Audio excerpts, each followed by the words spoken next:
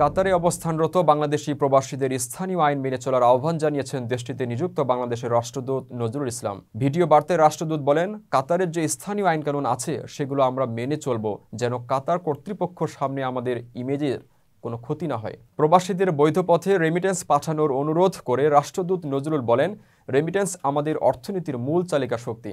এটা শুধু বাংলাদেশের অর্থনীতির জন্য নয়, এটা আপনার জন্য, আপনার ভবিষ্যৎ প্রজন্মের জন্য গুরুত্বপূর্ণ।